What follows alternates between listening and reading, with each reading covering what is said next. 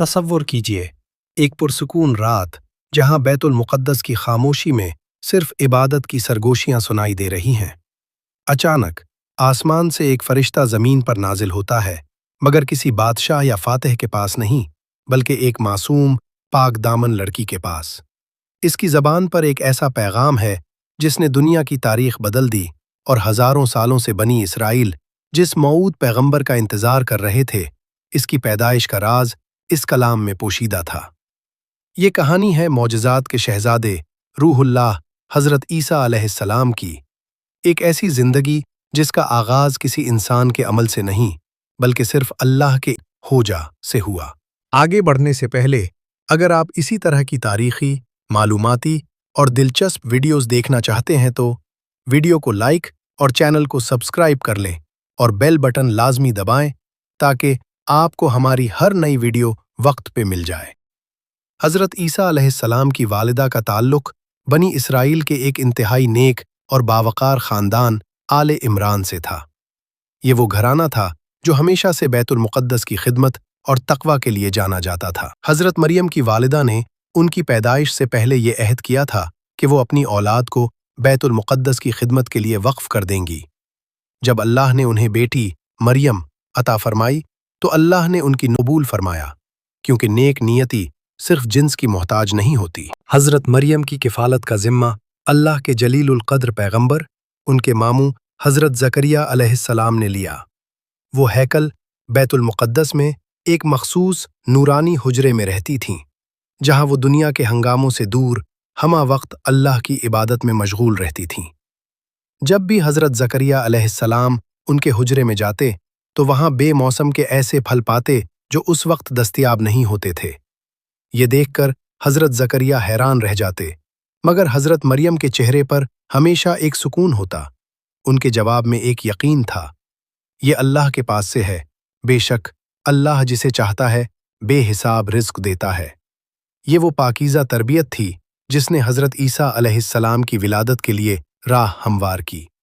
एक रोज़ जब हज़रत मरियम अलैहिस्सलाम तन्हाई में इबादत कर रही थीं तो आसमानी नूर उनके हुजरे में उतर आया। एक फरिश्ता हज़रत जिब्राईल अलैहिस्सलाम एक खूबसूरत इंसान की शक्ल में उनके सामने ज़ाहिर हुआ और उन्हें एक बेटे की खुशखबरी दी। इंसानी अक्ल इस मोजज़े को समझने से कासिर थी। हज़रत मरियम ने हैरत और तक़द्दुस के आलम में पूछा, मेरे यहाँ लड़का कैसे होगा जबकि मुझे किसी इंसान ने हाथ भी नहीं लगाया? फरिश्ते का जवाब कायनात के खालिक का अटल फैसला था। अल्लाह इसी तरह जो चाहता है पैदा करता है। जब वो किसी काम का फैसला कर लेता है तो बस उसे कहता है हो जा, और वो हो जाता है। ये सुनते ही हज़रत मरियम का शक यकीन में बदल गया और वो हामिला हो गईं।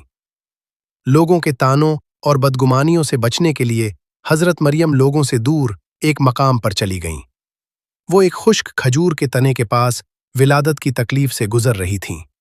तब अल्लाह की तरफ से आवाज़ आई, तसल्ली मिली, गम न कर, तेरे रब ने तेरे नीचे एक चश्मा जारी कर दिया है और खजूर के तने को पकड़कर अपनी तरफ हिला, वो तुझ पर पक्की हुई खजूरें गिराएगा।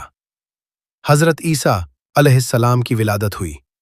जब वो उस नौमौलूद बच्चे को लेकर वापस आए तो कौम ने उन्हें ताने देने शुरू कर दिए जो उनकी पाकीज़गी पर शक कर रहे थे। हज़रत मरियम ने जवाब में सिर्फ बच्चे की तरफ इशारा किया और फिर वो तारीख़ी मोजज़ा रूनुमा हुआ।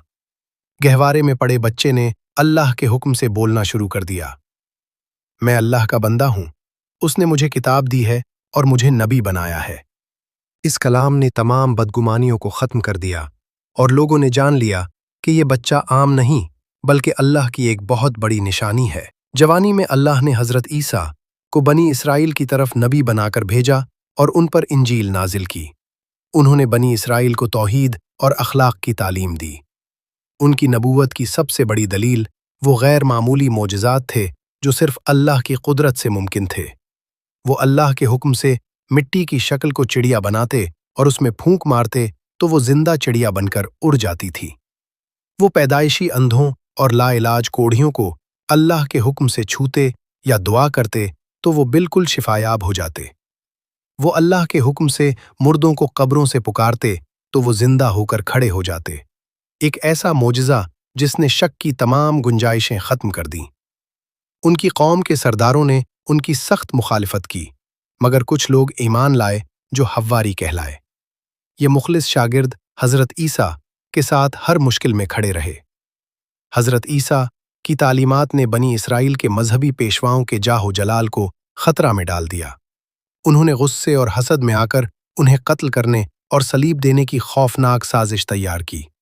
انہوں نے رومی حکومت کو اس پر آمادہ کر لیا۔ جب سازش مکمل ہوئی اور قاتل رات کی تاریکی میں حضرت عیسیٰ کو پکڑنے کے لیے پہنچے تو اللہ نے اپنے نبی کو انسانی ہاتھوں سے بچانے کا فیصلہ فرمایا۔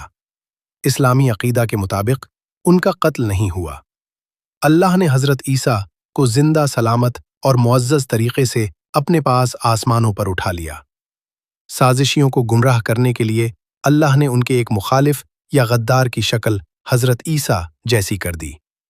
قاتلوں نے اس شبہ میں اسی شخص کو صلیب دے دی اور سمجھا کہ انہوں نے عیسیٰ کو قتل کر دیا ہے، مگر قرآن نے واضح اعلان کیا، حالانکہ انہوں نے نہ انہیں قتل کیا اور نہ انہیں سولی دی، بلکہ ان کے لیے کسی دوسرے کو ان جیسا بنا دیا گیا تھا، اور یہ سچ ہے کہ اللہ نے انہیں اپنی طرف اٹھا لیا۔ سورۃ النساء 157۔ حضرت عیسیٰ کی کہانی یہیں ختم نہیں ہوتی۔ اسلامی عقیدہ کا ایک اہم حصہ ہے کہ وہ قیامت سے پہلے دوبارہ دنیا میں تشریف لائیں گے۔ وہ زمین پر آ کر عدل و انصاف قائم کریں گے، دجال کے فتنے کو ختم کریں گے، تمام مذاہب کے پیروکاروں کو ایک اللہ کی عبادت کی طرف بلائیں گے، اور ایک طویل عرصے تک قیام کرنے کے بعد ایک عام انسان کی طرح فوت ہوں گے اور مدینہ منورہ میں دفن ہوں گے۔